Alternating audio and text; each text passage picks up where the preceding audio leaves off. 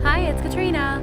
From the first dam ever built to giant temples lost in the jungle, here are 8 amazing ancient structures.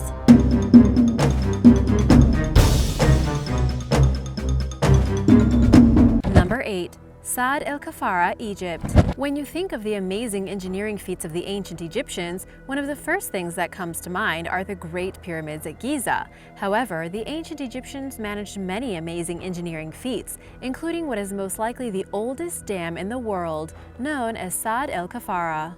Located in a dry valley 40 kilometers south of Cairo, the dam was built around 2700 BC. While now it might not seem like much to look at, it was a very early attempt to try to control the elements and help keep the crops watered. The Nile Delta suffered from droughts and flooding, and this dam helping to create a reservoir would have been constructed to protect the land below. The area of Wadi Garawi is very dry, and sudden rainfall can lead to flash floods, but the purpose of the dam still remains controversial. This dam was rediscovered by archaeologist Georges Schweinfurth in 1885. It probably took workers between 10 and 12 years to build, and 17,000 blocks were placed to protect the slope, each weighing about 300 kilograms. The total volume of the reservoir was about 620,000 meters cubed. Besides all of this hard work, it looks like the dam was never fully completed. There is evidence that it was almost finished, but there was still a gap in the middle section when suddenly there was an enormous flood, and it just couldn't take the weight. Archaeologists said that it was a very conservative dam, indicating that there was no experience with this kind of structure when it was built during the Old Kingdom era. So not bad for a first try. Number 7. Hypogeum of Hal-Saflieni, Malta. Discovered in 1902 in Malta, the Hal-Saflieni Hypogeum is one of the world's best preserved prehistoric sites. Dating back to 3300 BC or so, the place is about 6,000 years old. This Neolithic subterranean structure is carved from solid rock and went at least 3 stories deep. It consists of an underground network of alcoves and corridors that later builders expanded as the years went by, creating a type of labyrinth. Over the next few thousand years, the place was used as a sanctuary and a necropolis. Archaeologists have documented the remains of 7,000 ancient people so far and believe that this is where funerary processions began. Within the caverns, a number of halls and chambers are connected through a series of steps and doorways. Decorations such as black and white checkerboards and red spirals and honeycombs are still preserved on the walls thanks to the humidity. One of the most famous rooms is known as the Oracle Chamber. It is possible that thousands of years ago, this place was a sanctuary that housed an oracle. Any word spoken in the Oracle Chamber is magnified and can be heard throughout the entire structure. At certain pitches, you can feel the sound vibrating all around, and at the time, it could have been a very impactful experience. Male voices seem to produce a particularly unique sound within the chambers, one that could not be reproduced with a female voice saying the same thing. Its unique construction and spiritual atmosphere make it one of the most unique places that we have found that is still intact today. So if you are ever in Malta, be sure to go. And now for number 6. But first, be sure to subscribe if you are new here and let me know what video requests you have in the comments below with #origins or #originsexplained. Number 6. The Stepwell of Baori, India. This 13-story deep stepwell located in a small village in India is one of the most awe-inspiring visuals you might ever encounter.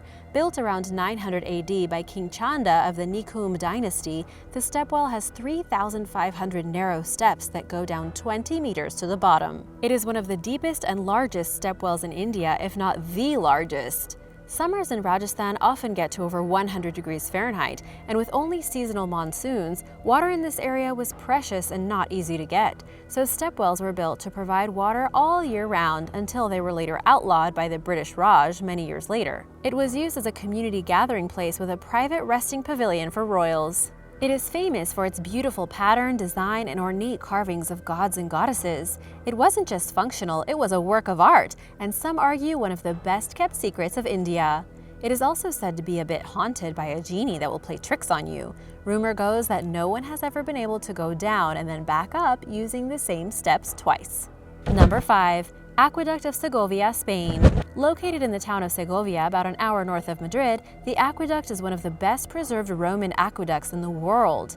Built in the 1st century AD under Emperor Trajan, the aqueduct was an impressive construction with 2 tiers of arches, bringing water from 10 miles away from the Frio River. It was built using around 24,000 granite blocks without using mortar. Several arches in the center were destroyed by the Moors in 1072, but were rebuilt in the 15th century by order of the Catholic kings. At its highest point, the aqueduct soars almost 100 feet off the ground and has 167 arches. Unfortunately, although the structure has survived for almost 2,000 years, it is now threatened by pollution and traffic vibrations. In 2006, the Ministry of Culture started to put together a conservation plan to preserve this important contribution to Spain. Segovia and its aqueduct have been named a UNESCO World Heritage Site, and the aqueduct can also be seen on Segovia's coat of arms, serving as a reminder of the amazing feats of the Romans and the importance of the structure to the people of Spain. Number 4. Puma, Punku, Bolivia. Puma, Punku, whose name means doorway of the Puma, is part of a larger archaeological complex known as Tiahuanacu, an ancient city part of an important civilization before the Inca Empire. The Tiahuanacu Empire flourished between 300 and 1000 AD. They had no written language, but they did have fantastic stonework. Puma Punku is filled with stone blocks that have been carved into complex geometric shapes. At its peak, the city was believed to have been covered with brightly colored ceramics, metal plaques, and elaborate decorations. With stones weighing up to 131 metric tons, researchers are baffled and impressed by the precision with which the stone blocks were cut, allowing them to lock perfectly into place with one another without using mortar. You can't even fit a razor blade or a piece of paper between them. With no mortar used to keep the stones together to create these buildings, a definitive answer as to how they were created has not yet been found. These stone blocks are made up of red sandstone that was quarried about 10 kilometers away. The other, smaller ornamental rock was brought from about 90 kilometers away. The blocks are laid out in complex geometric rows, including a row of H-shaped rocks that have approximately 80 faces on them. Some stones are also held together with copper fasteners that were hammered into shape or poured into place when they were still hot. Because the stones are so uniform and look so similar to one another, some believe that they actually cast the stones into forms. But since they did not use concrete, that has been ruled out. The complexity and uniqueness of these carvings and structures is to be admired, and there is still so much to be learned about the ancient site. Number 3. El Mirador, Guatemala. The ancient city and pyramid complex of El Mirador in Guatemala was an enormous Maya settlement that reached its peak from around the 6th century BC to the 1st century AD. The Pyramid of La Danta is the largest known pyramid in the Maya world and is almost the same size as the pyramids in Egypt. At 230 feet tall, it is considered by some archaeologists to be one of the most massive ancient structures in the world and the largest pyramid in the world in terms of mass, as it contains some 99 million cubic feet of rock, but that's still up for debate. The entire city used to be home to around 200,000 people and was a thriving metropolis in the jungle until it was abandoned 2,000 years ago.